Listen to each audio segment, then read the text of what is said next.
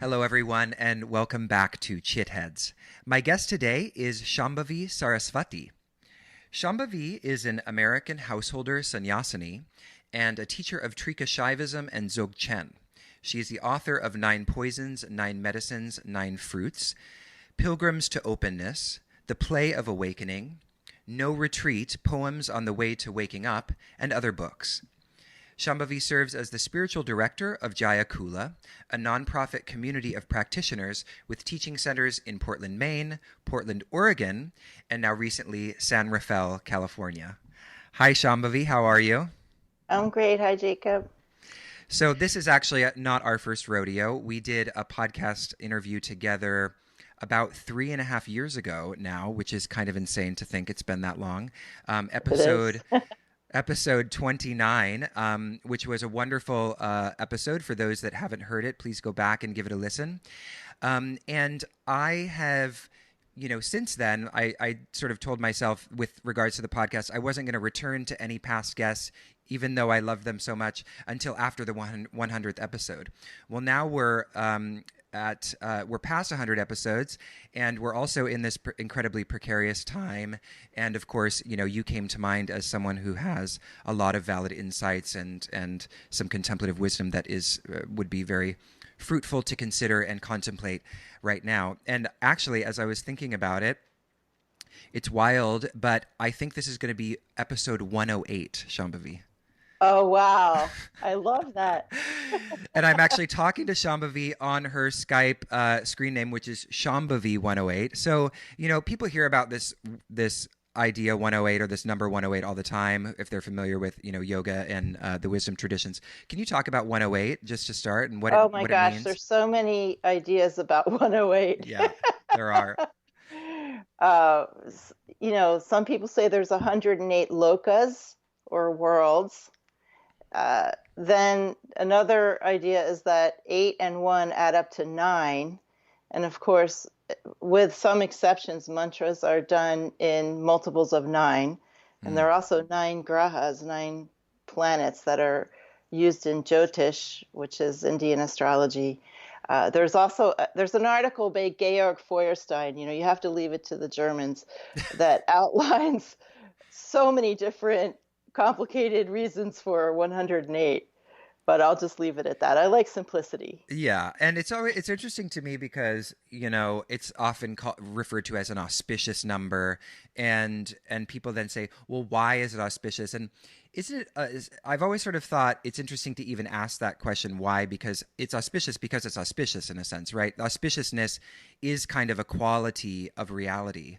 Right? Like, That's right. what does that mean to say that Yeah. auspiciousness is a quality of reality?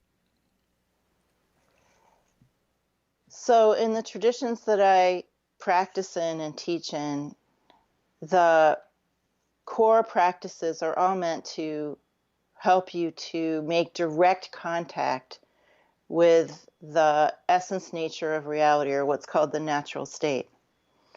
And in Trika Shaivism, the natural state or essence nature is alive and self-aware. Mm.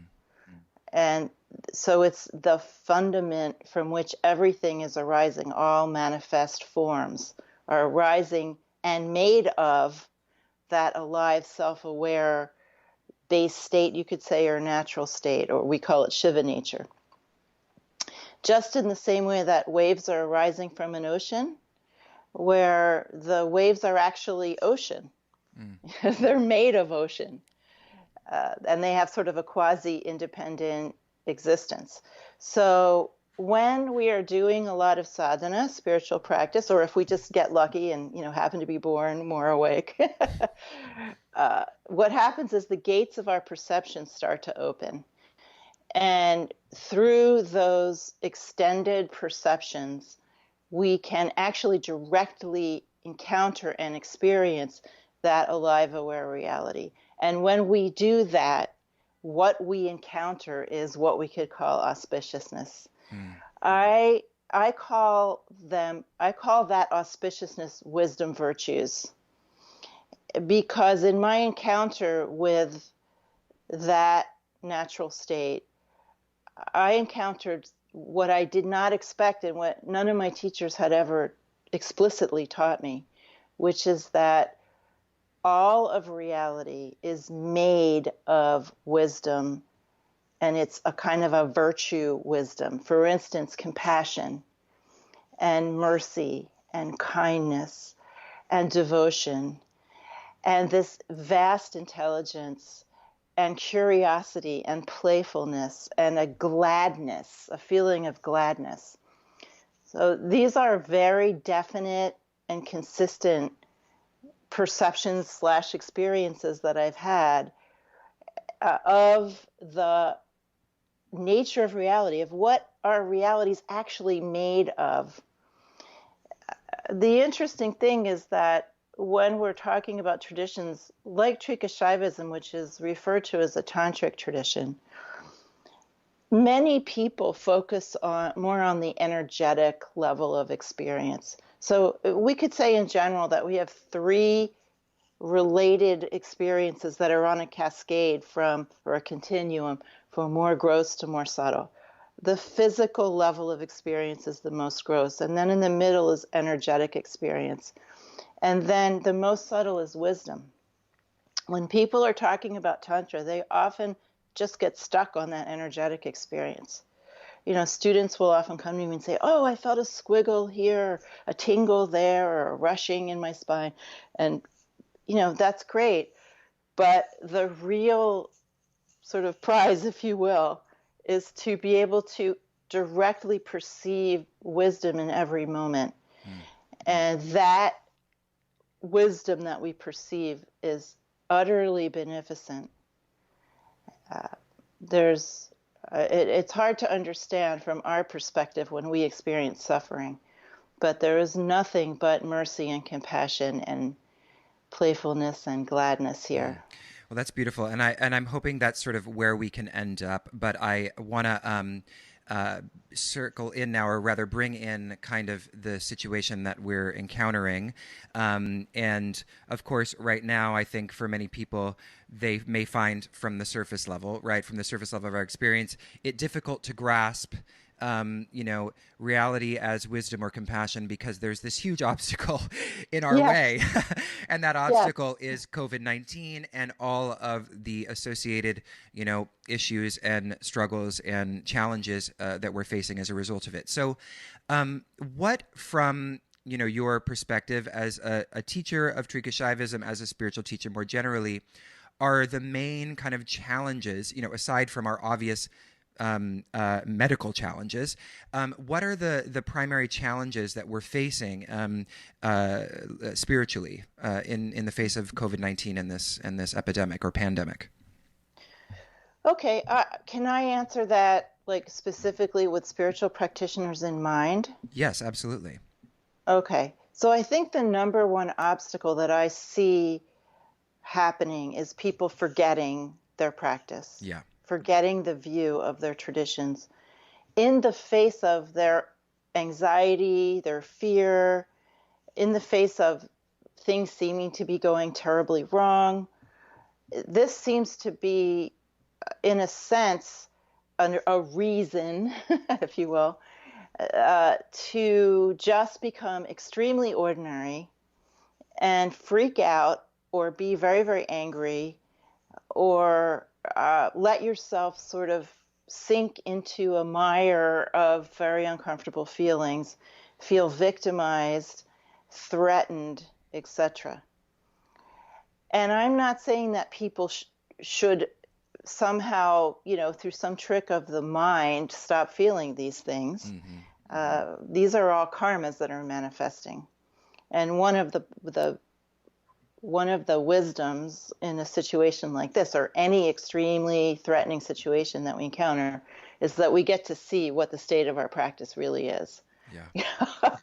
Can we remember to remain in the state of our practice, or remain in view, even while we're faced with some sort of existential threat, or what feels like an existential threat?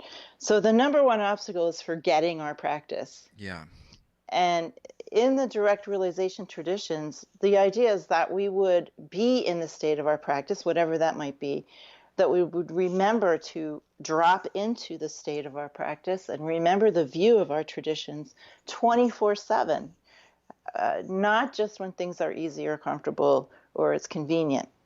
So this is a wonderful time to remember to be in the state of our practice and to not compartmentalize and not give ourselves an out. The other obstacle is narrowness of field of view.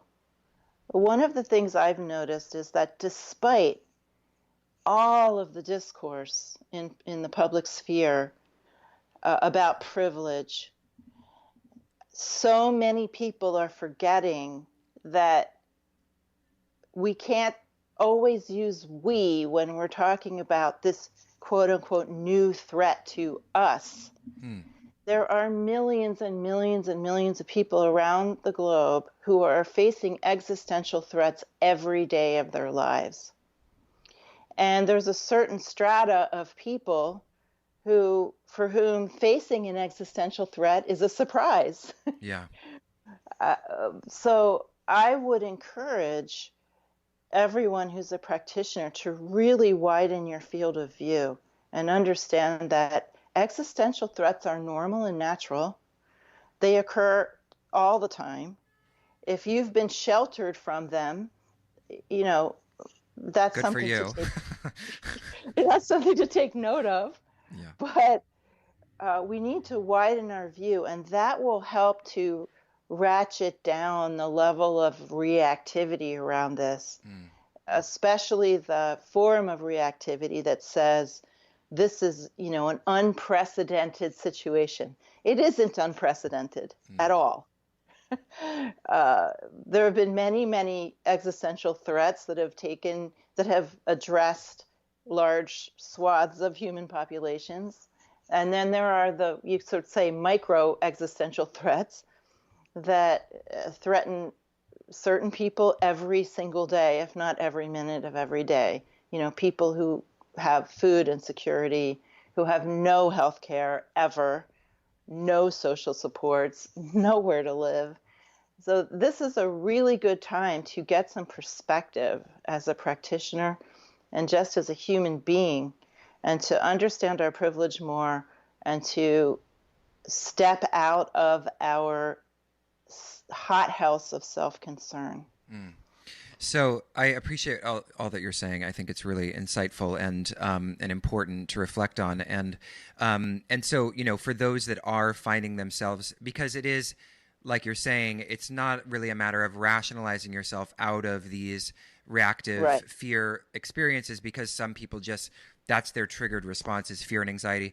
So, when what I hear you suggesting is that that's what the practices are for. It's sort of to get you sort of below that in a way, or somehow to address that kind of field of or that frequency of anxiety, somehow to find a bit of a leverage of freedom from which you then can engage with the more expansive view that's a part of these traditions.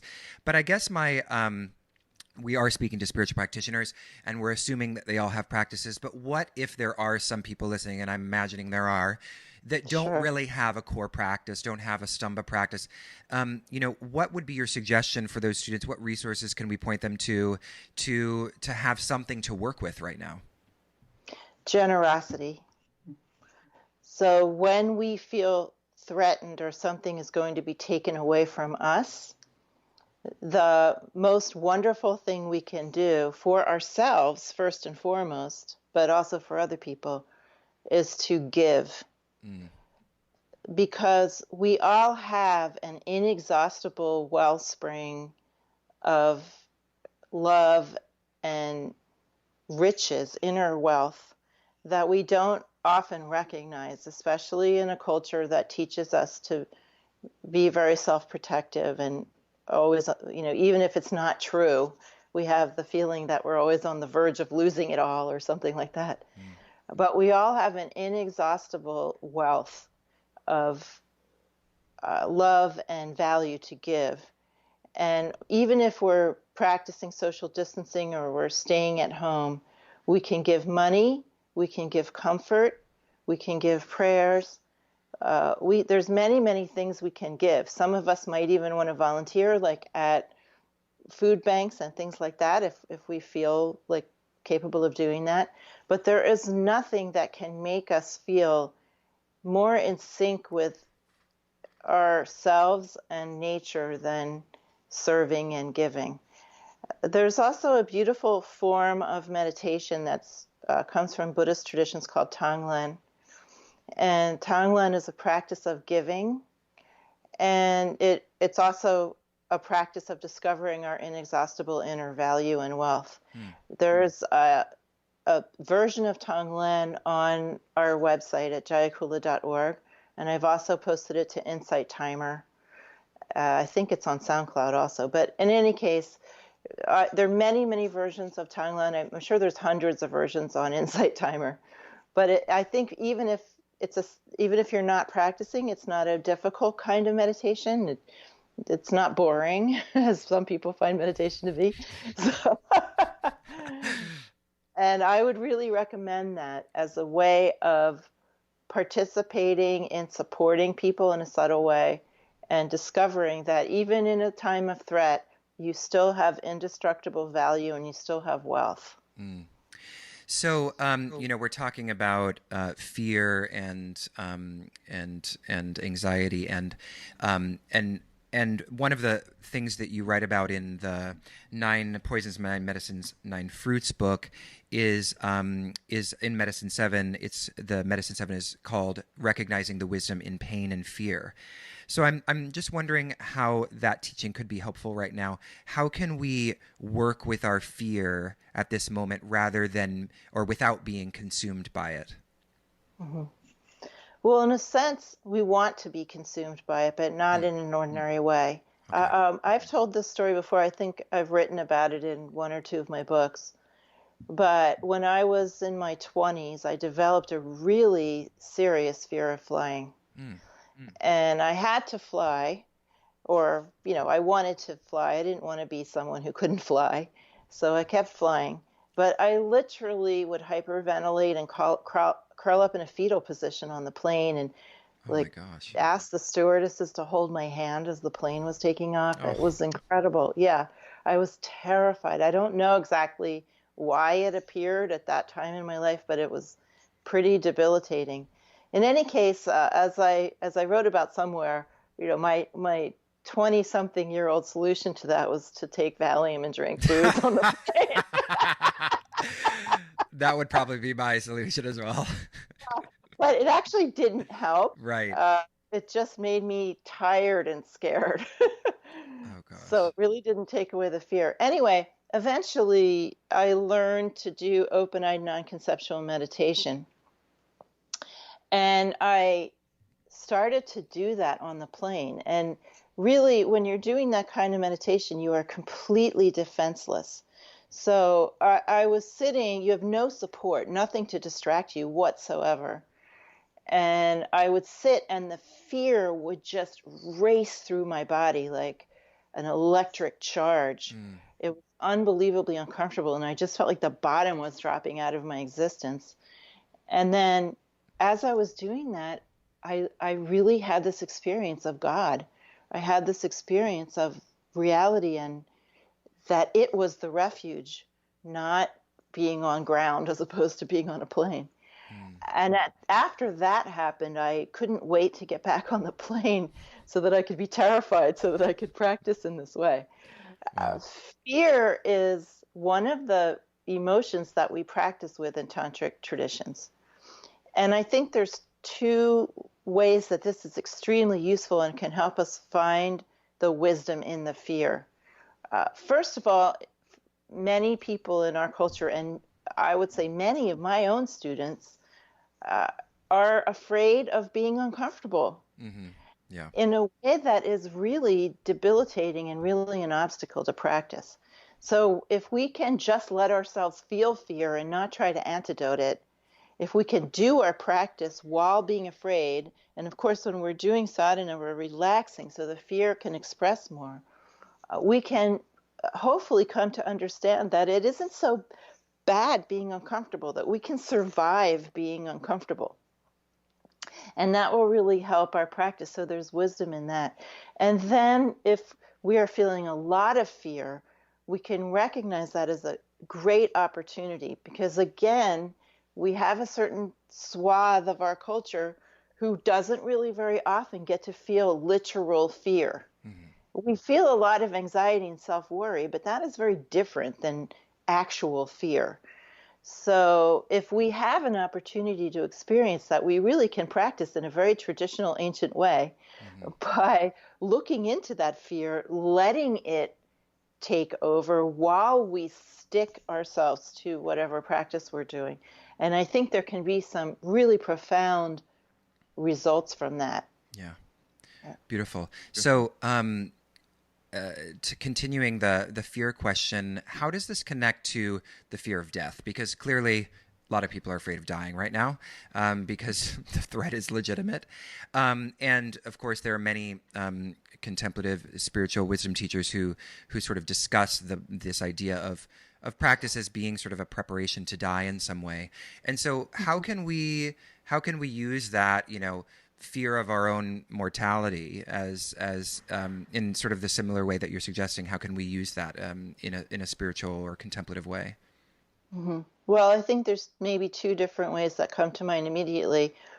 Before I did non-conceptual meditation on the plane, I had all kinds of routines that I would go through my mind to try to lessen the fear. Yeah. And one of the ones that worked a little bit was I would think of all the people who had died throughout history and all the ways they had died. Oh gosh, and that's a bit morbid.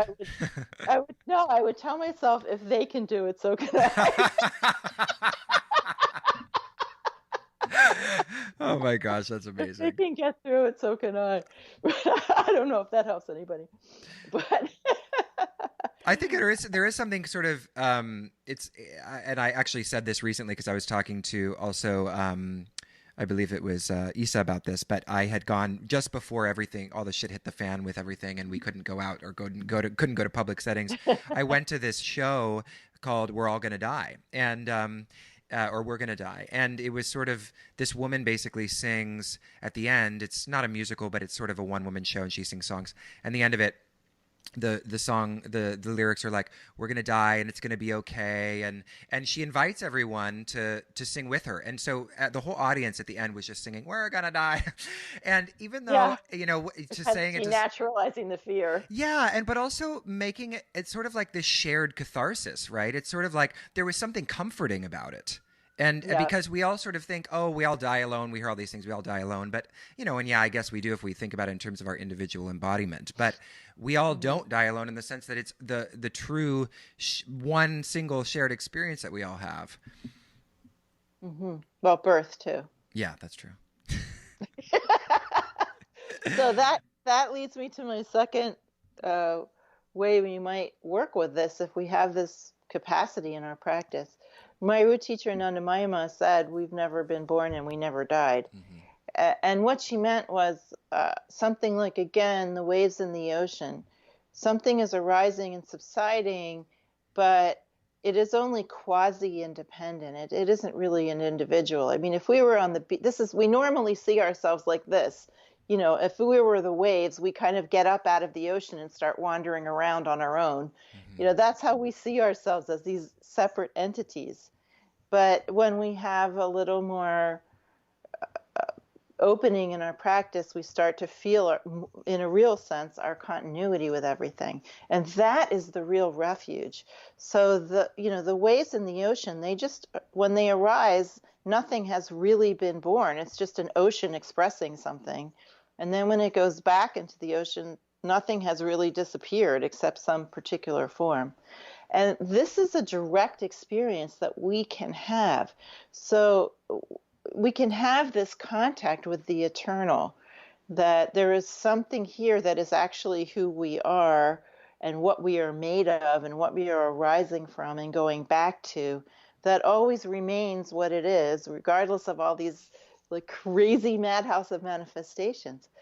And if we can keep using that experience as a touchstone, for me personally, that's what really got rid of my fear of death. it got rid of it in the sense of I don't really feel like if this form goes away, anything is going away. I literally do not feel that anymore and don't have a fear about that. I still have some fear about like the way one might die.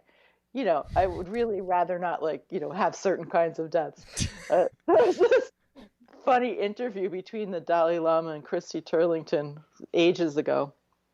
And she asked the Dalai Lama if he was afraid of dying. He said, "Oh, no, no, no." And then he paused and he went, "Just a little." I mean, nobody really wants to be torn limb from limb. I think we'd all prefer to like die in our sleep. Exactly. But if in our practice we do have some experience of continuity, or even maybe some experience of the eternal or of the timeless or of that self that never disappears, that we are made of and a part of, if we have some contact with that, we can try our best to keep going back to that. And that, for me, really lessens the fear of death. Yeah. And as you've said, that kind of foundation or that reality is made of love and compassion. That's what we talked a lot about that in our first interview together. So, other ways, I mean, obviously we're talking about practice and you are talking about generosity, but how else can we access, or what are some insights into accessing that foundation of love and compassion at a time like this? Well, one easy way is to take care of our bodies. Mm. So this is a really great time to establish more routine. Yeah. A lot of our routines have been broken. Yeah. And what happens then is that our inner winds start to get disorganized. You could call it prana. It's called vata in Ayurveda. And that causes more fear. So when our inner winds are not seated properly, when we haven't seated our prana, then we feel more fear than normal. So it's important to establish some kind of daily routine, have a really grounding asana practice, eat good food, healthy food, eating nourishing food that's high quality, that we feel good about how it was produced, is one way of experiencing love and generating a feeling of self-love and self-respect. So we should have meals at the same time. Many of us are having more home-cooked meals than we used to. Yeah. So, if you can afford it, try to get really the best quality food you can obtain. And then when you're cooking, you want to enjoy with all your senses the different qualities of the food, invoke all of your senses, smell and sight and texture, feeling the textures. And you want to pre-digest the food with your eyes and your senses, and then try to eat in a loving environment. What we did the other night was we had a virtual dinner party with our community. So even if we're seeing fewer people than usual, we can still invite people into our homes, using video chat and things like that. So the way that we're on a physical and somewhat esoteric level, the way that we are able to experience love as ordinary people who might not have, some grand contact with the beneficence of all, is through building what's called our Ojas. So Ojas is related to immunity, but it's also the bridge between ordinary love and universal love. So when our Ojas is strong, we have more possibility to feel refuge in nature, to feel like there's some okayness behind all the upsetness.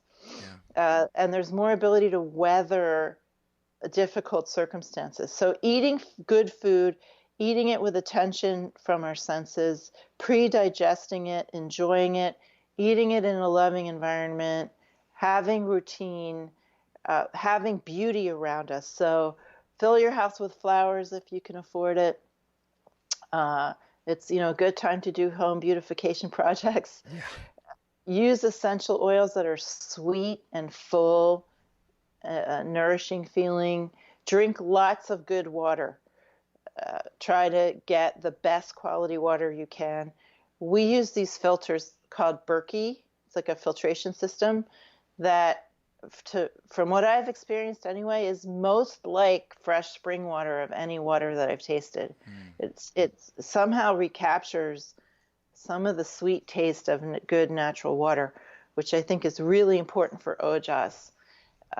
Get enough sleep. These are very practical things, but they will put you more in touch with your own ability to love, to receive love, to feel like it's really okay no matter what. It's really okay. Even if I die, it's okay. Yeah. Yeah. I mean, it's a funny thing to think, but even if I die, I'll survive.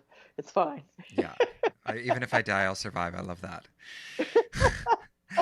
So, one of the things just based on these, and I love these very practical, suggestions. The one thing I had kind of thought about was, or what I'm noticing, of course, is all of these articles coming out about cabin fever. We're all going crazy.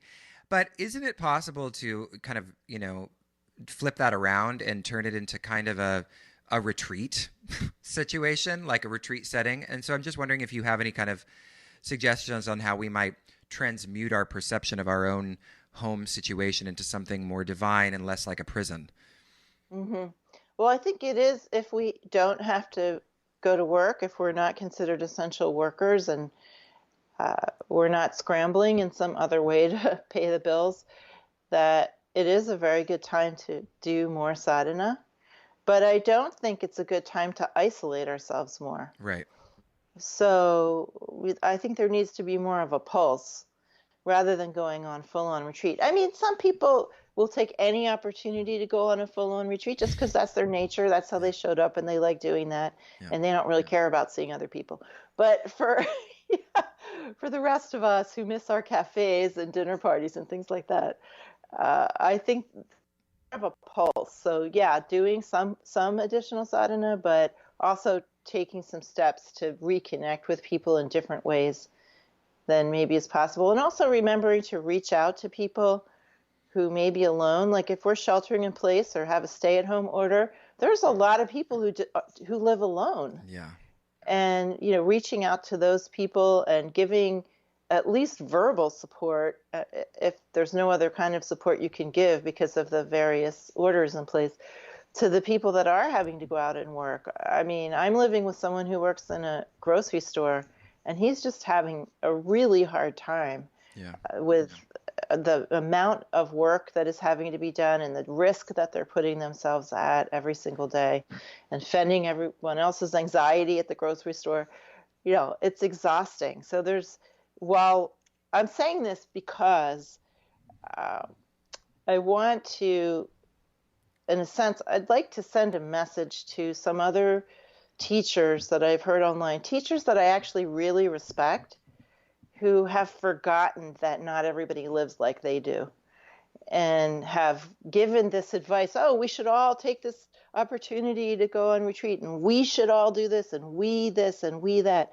And, there's just a whole heck of a lot of other people out there who don't have that option and who, in some respects, are supporting us to be able to do that. So I just like to put that reminder out there yes, it's a wonderful time to practice. Some of us have more time and aren't having to worry financially. Some of us are in a great state of fear, and so more practice would be so growth producing if we do it now. Yeah. It's always growth producing when we practice when we feel like we don't want to. And also, though, to support in any way we can the people that don't have that option, don't have the options that we have. Yeah. I think we should also support those who are stuck at home with their 12 children and families. Yes. Yes. I was talking to one of my best friends the other day, and actually I had only thought about the people who are alone and thinking how potentially isolating that could be. And then she was talking about how she just missed that opportunity to get on the subway and read a book so that she could be away from her kids for a few minutes. I mean, obviously she loves her children, but there's all sorts of kinds of situations that are kind of challenging right now. But I appreciate. Yeah, sorry. I just want to say, suddenly all these parents having to homeschool. Yeah. like in 1 minute, they're suddenly teachers, Yeah. Yeah. right? That's very difficult. It's very difficult. Yeah. Yeah. I mean, but one of the things that, as you were talking about reaching out, one thing that I initially, from the very beginning, noticed is that the shared experience of all of this has actually made me feel actually a lot more intimate with the people in my life. I mean, Hmm. I've talked on FaceTime with like my all of my friends, most of my friends, sometimes 2 or 3 times, and like oftentimes, living my busy New York life, I would go sometimes, weeks if not months without talking to some of them, and all of a sudden we're all talking to each other. It's this incredible thing that the social distancing actually produces a kind of intimacy, and Hmm. and as much as we want to critique the internet, I mean, thank God for it, because can you imagine Yeah. what would it would be like without it? Yeah, it would be way worse, I think. Yeah. Not quite sure, but I think so. Yeah. So, we've been talking about all these wonderful things, and I have a few kind of considerations based on your beautiful books. Which, by the way, I should, I'd like to mention to everyone that they should definitely get at least the two I have, if not more: Nine Poisons, Nine Medicines, Nine Fruits. Also, the Reality Sutras, Seeking the Heart of Trikashaivism. Those can all be found on Shambhavi's or Jayakula's website, jayakula.org, right, Shambhavi? Or on Amazon or wherever Or you buy wherever books you buy online. your books online, right? So Hmm. I wanted to go to Fruit Five, which you had when we were talking about doing this interview. We said sort of would be a nice place to end up. And Fruit Five of Nine Poisons, Nine Medicines, Nine Fruits is delighting in skillfully adapting to the play of circumstance. And one of the sentences that you actually mention, and actually I'll just read the whole paragraph. When you are more relaxed, aka more awake, the play of circumstance is actually enjoyable. Whether painful or wonderful, the extraordinary variety of circumstances is engaging, rich, astounding, and often funny. The fact that you get handed a hard problem is on some level fun. You can experience the beauty in feeling sad and crying. Destruction and loss share a somewhat thrilling quality. Even physical pain is interesting.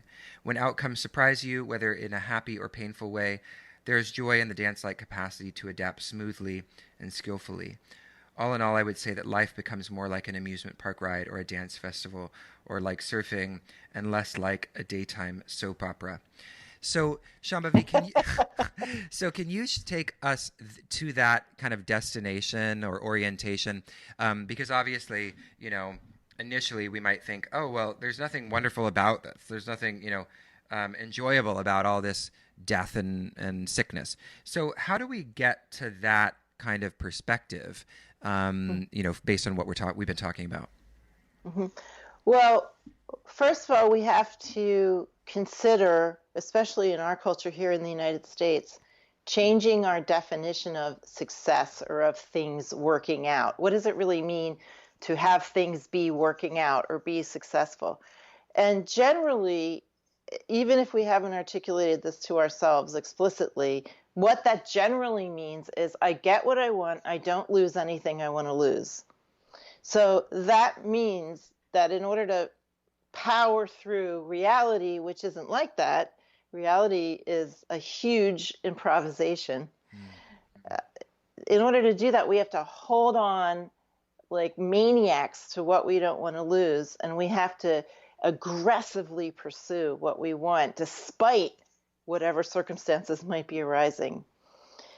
So we want to change our definition of success or things working out from getting what we want and not losing what we don't want to want to successfully adapting to life's ever-changing circumstances. If we can change our definition of success to adaptation rather than holding on and getting and sort of like upward climb, then that is hugely relaxing because it's much more in line and in sync with nature. Yeah. Yeah. If we think of the functions of nature according to most of the traditions from India, creation, maintenance, destruction, withdrawal, and emanation. Okay, we love creation. We're fine. We're down with maintenance, but we're against destruction.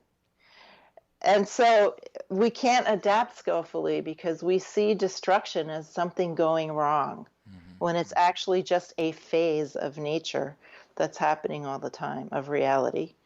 So we want to enjoy perceiving circumstance and thinking about how can I adapt to this? How can I find a way to move in this situation? There's, as my Dzogchen teacher said, every circumstance is workable, and what we do as practitioners is we work with circumstance. We work with it. We collaborate with circumstances. We don't just keep maniacally trying to get what we want or make things the way we want them to be. We have to see ourselves in collaboration with circumstances. So as practitioners, we're being, what I say, positively practical. We're having a positive attitude, not about getting what we want, but about practically adapting. And we look at circumstance and we think, how can I adapt to this? What's the best I can do with this circumstance? And sometimes the best is a lot, and sometimes it's very, very minimal. Sometimes we can really have a moment of opening and more things coming into our lives that we want. And other times the best we can do is hunker down and wait for the whole storm to blow over. Those are all skillful responses and everything in between in life's infinite circumstances. That is huge for us. And then if we're being in this kind of tradition, we're having the understanding that life is improvisational and that the natural state is a state of profound spontaneity, and it is unconditioned by specific desires. So this idea of desire, in the Trika tradition and others like it, desire is what's running the whole creation. But the desire that is upsurging and causing all of these manifestations, these experiences to be available, is objectless. It doesn't have a specific goal. It's like improvisational music or improvisational dance, and there's a responsivity to it. So we want to also think about how our desires that have so many objects, specific objects, is causing us suffering because reality itself doesn't have any object. It just wants to express itself, that's all. So if we can be more like a partner in an improvisational music piece or an improvisational dance where we're just gazing at the other, all of reality, feeling what's happening and responding with skill and spontaneity, that's how we get to that point, by looking outward at what's actually happening and feeling it and playing the game, like, or doing the dance or playing the music of responding in the most skillful way we're able to. And that is pleasurable. Sometimes I have occasionally told a student to play a video game, or they're not called video games anymore, a game app. They're not called video games anymore? Oh, no, man. They're not. You're not that old. I thought they were called video games, but again, of course, I've never played video games, so I don't know anything about that world. Oh, well, anyway, when you're playing a game app, you don't know what's going to happen next, and that's like 90% of the enjoyment of it. And you have to respond and adapt on the spot when the next thing happens. So occasionally when I've had students that are very, very attached to controlling what happens, I've asked them to play specific games so that they can kind of have an experience of the pleasure of adapting, of not knowing what's going to happen and having to adapt on the spot. That is pleasurable if you are not too attached to making things come out your way. Yeah. Wow. Wow, that was incredible. Thank you for taking us on that journey. So there's a couple, I know we wanted to end there, but I actually have a couple other lovely from the Reality Sutras that I wanted to bring in because I think that they're beautiful. And And also, as everybody can tell from listening to you, you have an incredible ability to make esoteric teachings incredibly relevant, and that's what I love about you. And so, and these books, of course, are no different, and are an extension of that. So 32, Reality Sutra 32 is Ananda is an aesthetic appreciation. Lord Shiva eternally contemplates his own nature in a state of wonder and amazement at the self. And so I wanted to read actually this because it's really amazing. The end of this chapter or sutra. Ananda also includes a kind of clarity that is hard to imagine if we have not experienced it for ourselves. Entering the primordial state of contemplation is accompanied by the advent of blazing clarity in one's vision, mind, and other senses. If a person zoomed in an instant from the ordinary sensing they are experiencing right now to a condition of experiencing the clarity of Ananda, they might find it very difficult to tolerate. The clarity of insight into the condition of beings and circumstances, along with the saturation of colors, sharpness of shapes, and the quality of light would be too piercing and intense. As our awareness and senses become more integrated with the natural state, this clarity can extend to other times and places, and even past lives. Luckily, as we do sadhana, our body, energy, and mind recalibrate over time and prepare us for this opening into clarity. Ananda, this cosmic bliss, is more like wonder or amazement at the freshness, beauty, diversity, and intelligence of everything. So, so beautiful. I wanted to kind of find a way of connecting this in some way to what we've been talking about, and I guess one of the observations that I, and certainly not just me, but many people have made is that this kind of teaching of Ananda is often interpreted as being like, oh, I should just feel bliss and happy all the time, which of course, if that's the way you interpret it, can lead to sort of a spiritual bypassing when you encounter experiences and feeling states that are not conducive to that. And I love the way you describe this because this idea of Ananda as clarity and also of it being very difficult to tolerate. And it sort of reminded me of a moment in the Bhagavad Gita, right, when Krishna shows his true form. Exactly. And so I'm wondering, how that connects a little bit to what we're talking about and how this teaching of Ananda might be helpful as something to bring into our considerations or contemplations. Well, anytime you hear anyone say what you should be feeling, that is not helpful to your spiritual life. Yeah. Straight up. Straight up. Because the only material that we have to work with, literally the only material we have, is how we actually are feeling. Yeah. However messy or limited or however that is, we don't have how we should be feeling to work with. So we really need to get that straight. I don't know how that relates to COVID. But I don't know if I can make that leap, honestly. I know, I thought it was a leap, but we can go. We can just let there be a gap there. Okay. I do want to say, I've been thinking about this actually just this week, and maybe it does relate to COVID, because in my relative lack of upsetness about it, just not lack of caring, just lack of upsetness. There have been a few people who are upset with me because I'm not feeling as upset with them. Right. As they are. I mean, as upset as they are. So I was saying to them, look, these are students. I was saying, you want me to be, quote unquote, woke to a certain point. But then if it goes too far, you don't want me to be that woke because you want me to be more like you. We were kind of like laughing about that.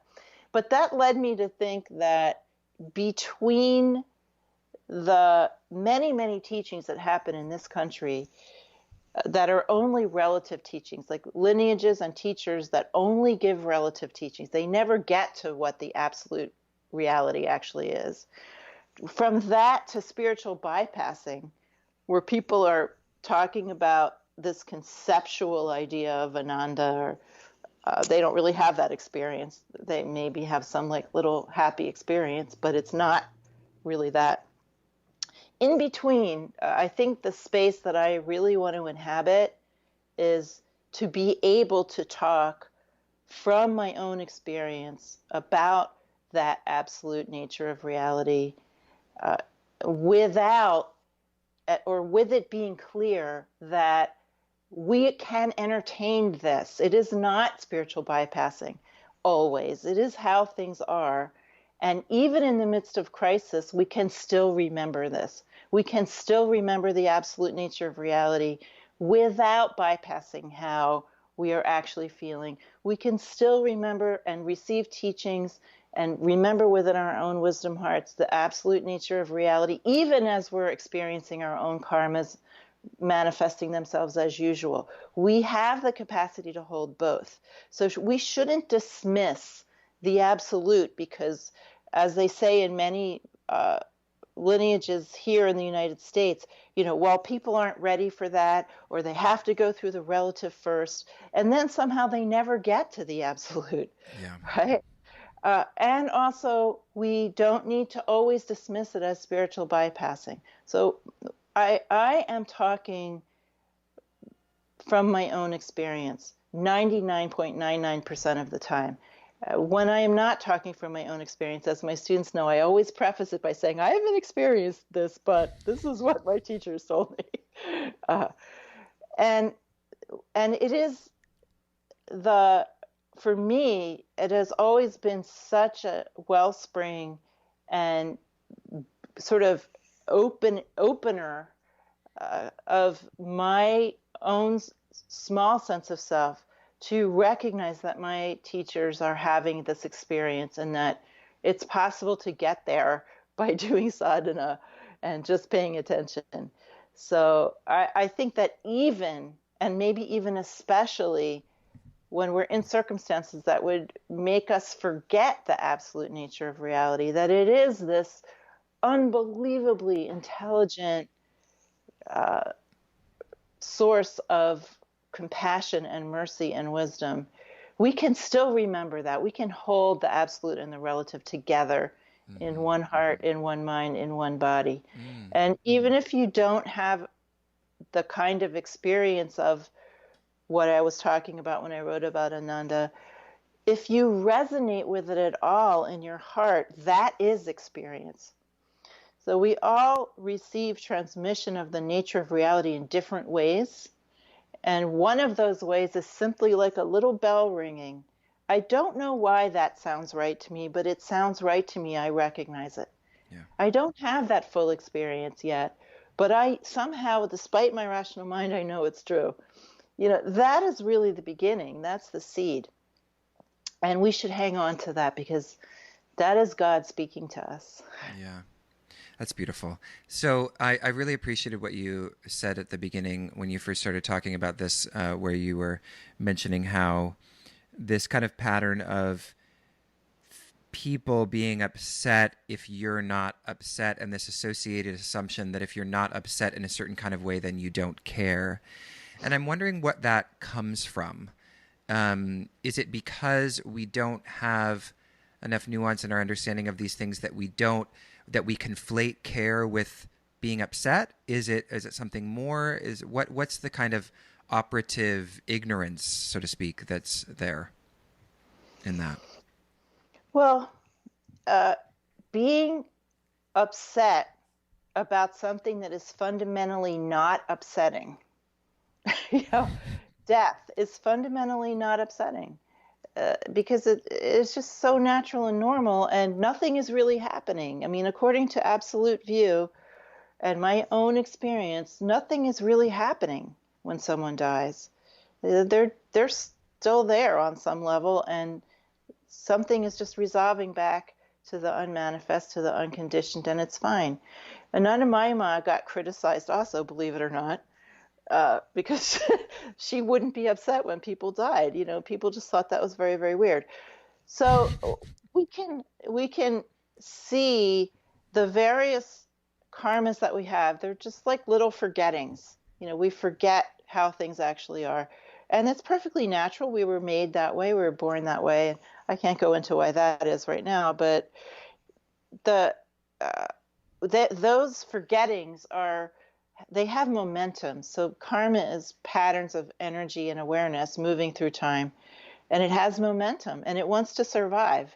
And if other people don't confirm those patterns for you, then they feel threatened. Yeah. Right? So there's a sense that you have to join me in this because I want to perpetuate this feeling. Mm-hmm. I don't want to stop feeling this. I want company, and I want your energy to contribute to the energy of how I'm feeling so I can perpetuate it. Yeah. So I want to offer something that I imagine someone could a possible misinterpretation of this, which would be that, okay, well, this is all this very natural and normal, so why don't we just let all these people die? Like, forget all of the masks. It's a totally natural process. So what is the teaching that keeps us, or how do we reconcile this teaching of the kind of naturalness of death with the commitment to stay engaged and to help others? Yeah. So this is kind of winding back to the beginning of the conversation about compassion being inherent in all of reality. And it's very hard for people to understand compassion and mercy and devotion that doesn't have a reason. Like, I'm compassionate toward you because you're suffering, or I'm devoted to you because you're worth being devoted to. I don't think that's right grammatically, but anyway. God's devotion, or AKA reality's devotion, reality's compassion, is objectless. It applies to everything, all beings, all worlds, all inanimate objects, everything. And when you open up your heart, or when your heart is opened, you feel, I could just as well I'm looking right now at my bedroom slippers. I could just as well do puja to them as to a statue of Lord Shiva. I would feel the same devotion. Everything just feels alive, and like I feel so in awe and so grateful that all of this has appeared and I can experience all of this, and I feel devotion toward all of it. So we think that our compassion and devotion has to have a reason to exist. It doesn't. Even though everything is made of that one self, and even though there's no other at all, the devotion toward the appearance of another, the compassion toward the appearance of another, naturally flows for no reason. Bringing it down to a more practical level, the spiritual teachers that we love and who endure, we may love them sometimes, but a lot of them aren't enduring. In any case, the ones that we love and that endure, we love them, we feel inspired by them because of their great compassion and their devotion. So just we know that doing practice causes us to become more compassionate and more devotional, not less. There's no such thing as a cold, heartless, spiritual person. Right? It just doesn't exist. So this fear that somehow recognizing that all phenomena are natural and the coming and going is just an experience that's not happening in the way we think it is. The same teachings that are being given by these teachers are those teachers who are very compassionate. So it seems paradoxical from our perspective, but it isn't, because the whole fabric of reality is made of compassion. Yeah. And when you get rid of the obscurations that block that, it just naturally pours out in every circumstance, no matter what. Wow, that was, I think, the best explanation of how to reconcile that I've heard. That was beautiful. So now let's... I hope it helps some people, because, it is hard to reconcile it intellectually. Yeah. But you explained it very well. Thanks. So I want to end with what I think is a really beautiful... Oh, this is the wrong one. I had the fruits. One of the sutras. It's 35, which is, the heart is the gateway to unconditioned wisdom. Immersing yourself in the cave of the heart, you discover all guidance, all understanding, all virtue, all space, and the supreme moment. And so I guess my question is, how do we walk through that gateway? I mean, we're of course talking about it in a multitude of different ways, but ending on this note of accessing that heart, accessing the heart as a gateway to unconditioned wisdom. Mm-hmm.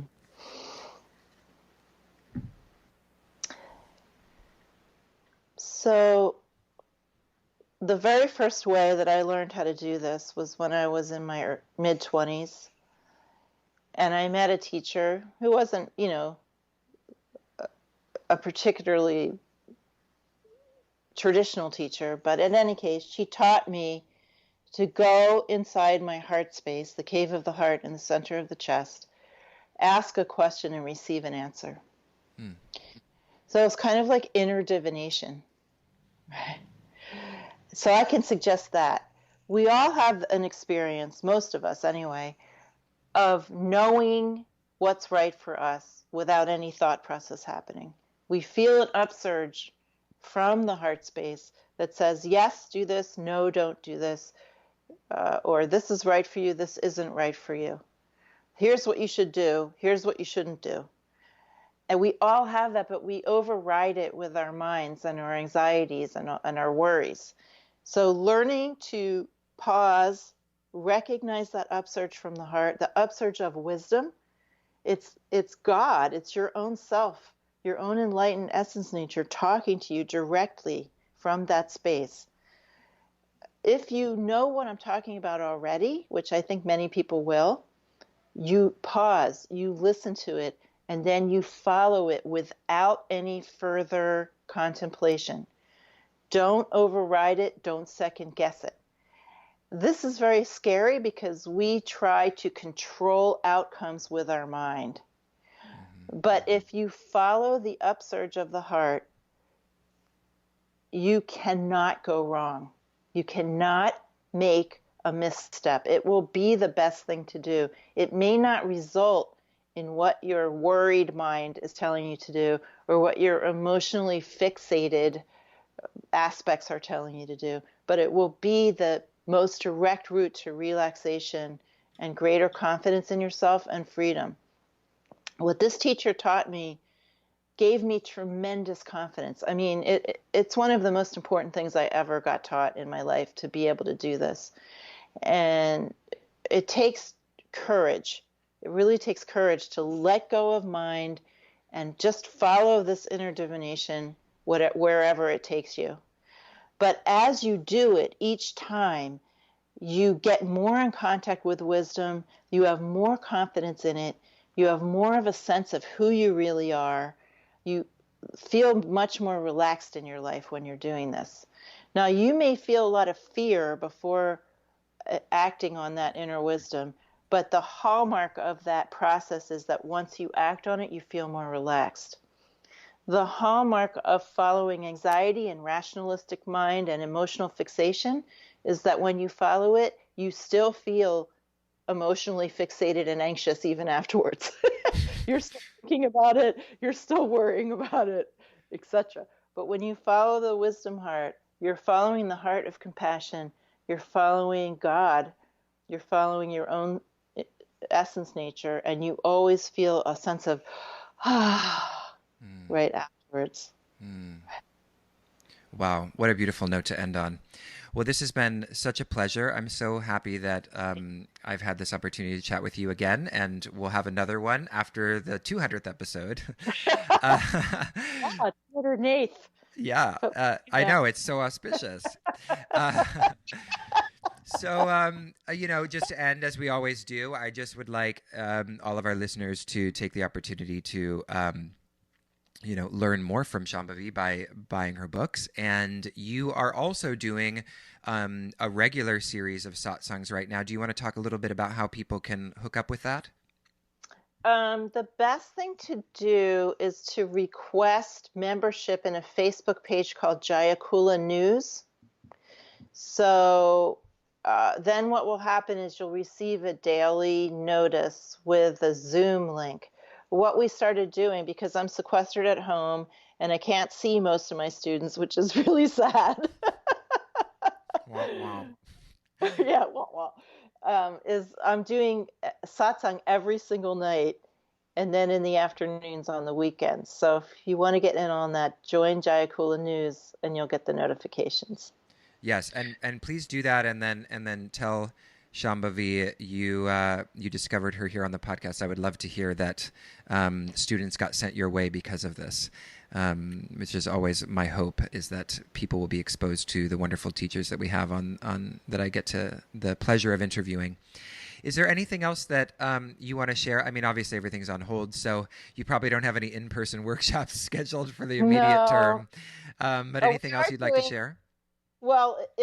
If we get to stop the shelter in place by July, we are going to do a retreat on death and dying. So Wow, maybe, perfect. yeah, perfect. Did you plan that before this, or? Yes, Oh, wow. yes, but people might be sick of death and dying by then. We'll see what happens. Yeah, I mean, Yeah, but how incredible that given the time that we're in, that was the theme. yeah. So just take care of yourself, take care of each other. Try to stay in contact with what is of real value to you, and relax. Relaxing is key. Thank you so much, Shambhavi. Okay, love you. Love you.